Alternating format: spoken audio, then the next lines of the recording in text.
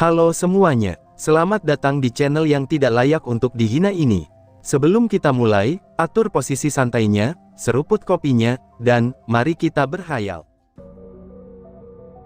Lin Tian yang mendengar perkataan naga kecil, dia hanya bisa terdiam. Bagaimana bisa si kecil ini terlihat mirip dengan bayi kecil sekarang? Bukan hanya mirip kenakalan mereka, bahkan sudah menjadi satu hati. Hal ini membuat Lin Tian kadang-kadang agak pusing, tapi mau bagaimanapun mereka adalah saudaranya. Mereka memang nakal di saat santai, tapi di saat dibutuhkan, mereka pasti akan lebih baik dari kebanyakan orang yang hanya bisa berbicara terlalu banyak. Baiklah, kamu pergi saja bermain dulu, tapi jangan membuat masalah. Di sini adalah alam kehidupan, dan jika nenekku tahu, maka kamu bisa jadi naga tua, dan bukan lagi naga kecil, ucap Lin Tian kepada naga kecil. Dia tahu kalau orang ini tidak akan bisa dia halangi, jadi lebih baik membiarkan dia pergi sendiri bermain, dan Lin Tian bisa tenang untuk memulihkan dirinya sekarang. Hahaha, kakak, kamu memang yang terbaik, ucap naga kecil.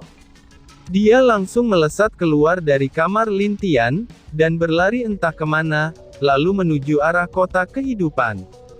Di pikiran Lin Tian, orang malang mana lagi yang akan diganggu oleh naga kecil? Biarkan saja, aku akan istirahat dulu, ucap Lin Tian. Dia segera duduk, dan langsung mulai memulihkan dirinya. Dia tahu, mungkin untuk pulih sepenuhnya pulih, mungkin itu butuh waktu.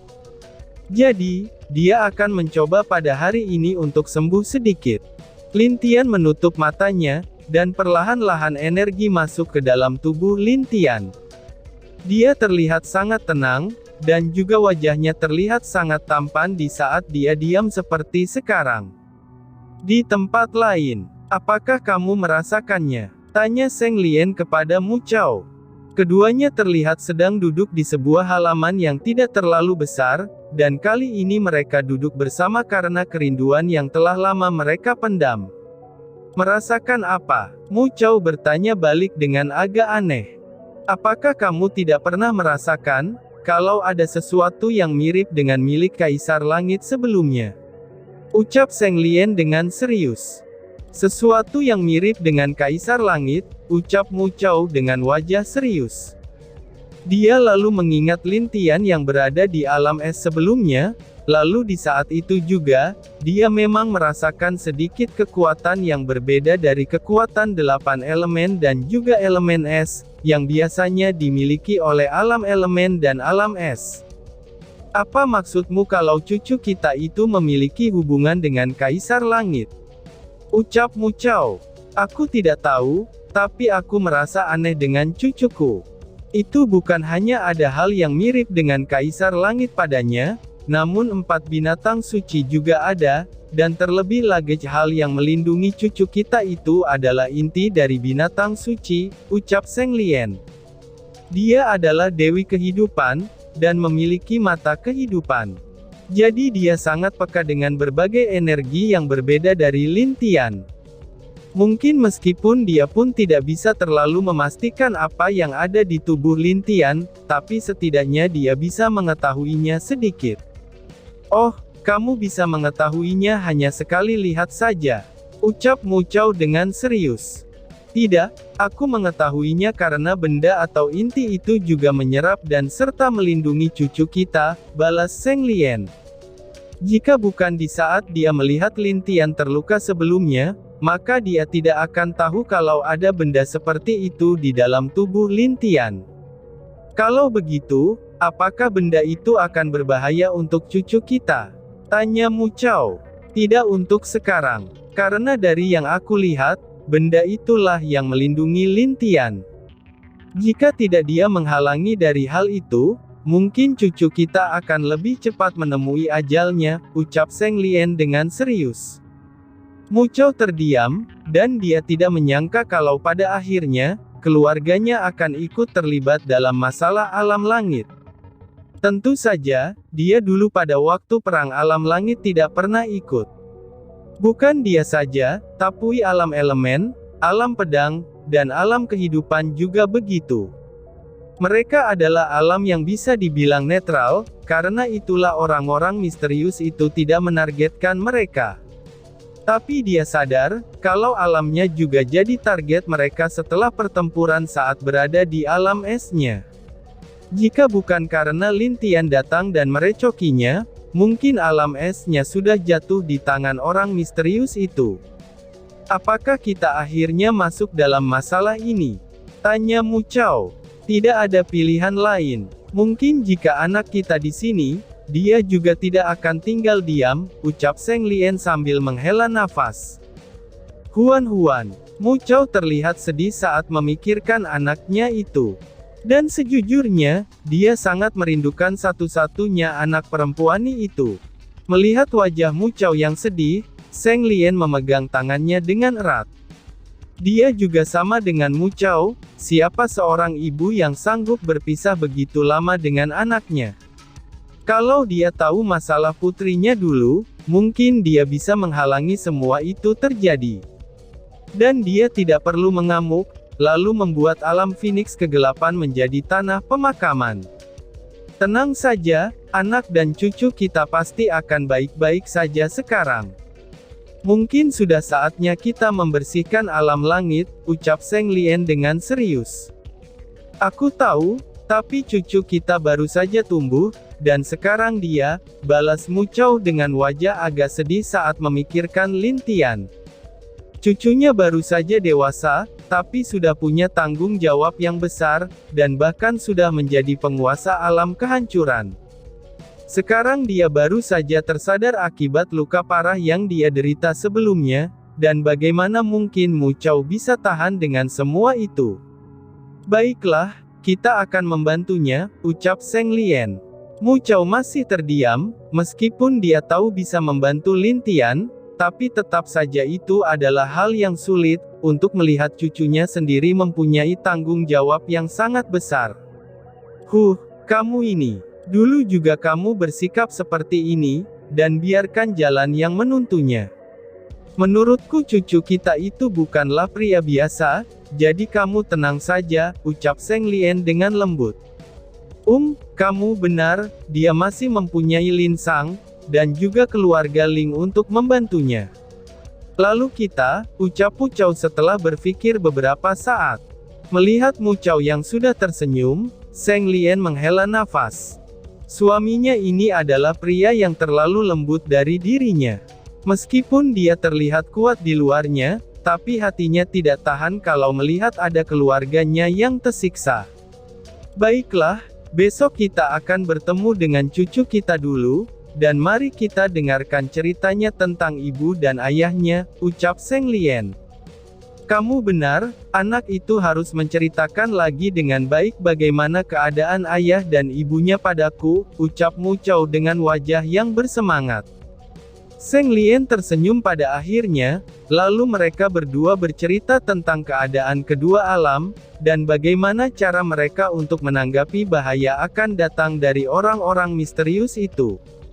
Mu Chao terlihat bahagia karena dia bisa bertemu lagi dengan istrinya, jadi dia sangat ingin merasakan kebersamaan sebagai suami istri seperti dulu. Kenapa kamu mencubitku? Ucap Mu Chao. Jangan sekarang, nanti malam saja, ucap Zheng Lian dengan agak malu. Hehehe, oke, jawab Mu Chao. Terdengar suara teriakan seorang wanita. Apa yang terjadi? Ucap beberapa orang di kota kehidupan dengan penuh kebingungan. Wanita paruh baya keluar dari rumahnya dengan penuh kesedihan. Melihat hal itu, beberapa penjaga mendekati si wanita dan menanyakan kenapa wanita itu menangis. Ternyata beberapa bahan daging binatang iblis tingkat dewa yang dia simpan, itu sudah hilang semua. Padahal, daging itu akan digunakan untuk dijual ke restoran yang dia punya. Tapi bukan hanya dia saja, restoran yang menjual minuman juga kehilangan beberapa amer terbaik mereka, dan itu membuat mereka menjadi marah dan sedih. Tentu bukan itu saja, beberapa rumah bangsawan ikut kehilangan beberapa barang yang membuat mereka menangis darah. Meskipun itu hanya barang pribadi mereka yang tidak terlalu berharga, tapi tetap saja itu barang yang mereka dapatkan dengan susah payah. Di dalam istana saat Seng Qiu mendengar berita itu, dia tidak tahu harus menangis atau tertawa. Dia juga bingung harus bagaimana, karena orang-orang yang kehilangan barangnya hanyalah barang biasa, dan bukan barang yang berharga. Tapi karena inilah, yang membuat Seng Qiu tidak tahu harus berbuat apa dengan semua yang terjadi itu. Seperti apa perampok ini, sampai-sampai perampok mau mengambil barang aneh orang lain, ucap Seng Qiu dengan aneh. Lalu bagaimana Tuan? Tanya bawahannya. Mana ku tahu. Aku pun bingung harus bagaimana. Apakah kamu tahu bagaimana caranya kita mengganti barang-barang aneh ini? Balas Seng Qiu sambil memarahi bawahannya dengan agak kesal. Itu, bawahannya pun juga bingung. Seng Qiu diam saja untuk beberapa waktu, sebelum dia memikirkan beberapa cara untuk mengatasinya. Coba kamu katakan kepada mereka, agar mereka memasang formasi di setiap tempat barang atau benda mereka berada. Mungkin dengan cara itu, mereka dapat menangkap pencuri itu, ucap Seng Qiu dengan mendesah. Baik Tuan, akan aku lakukan, ucap bawahannya itu. Pergilah. Keponakanku baru saja di sini, tapi sudah ada hal aneh yang terjadi. Hal ini membuatku malu dengannya, ucap Seng Qiu dengan mendesah. Tapi dia tidak tahu, karena Lin Tian di sanalah yang membuat dia banyak kehilangan. Karena di mana Lin Tian berada, maka akan ada berandalan yang selalu membuat onar. Contohnya seperti sekarang, tentu saja pelakunya tidak lain dan tidak bukan, itu adalah naga kecil yang setelah mendapat izin dari Lin Tian, dia langsung kabur mengambil beberapa hal di rumah orang lain. Di mana naga kecil itu sekarang? Tentu saja dia berada jauh dari ibu kota, di mana dia biasa bersembunyi seperti bandit elit yang mempunyai persembunyian yang sulit. Di hutan kehidupan, itu di mana banyak monster dan binatang iblis berada. Monster di sana bahkan lebih kuat daripada monster yang ada di alam kehancuran. Wah, Amer yang enak.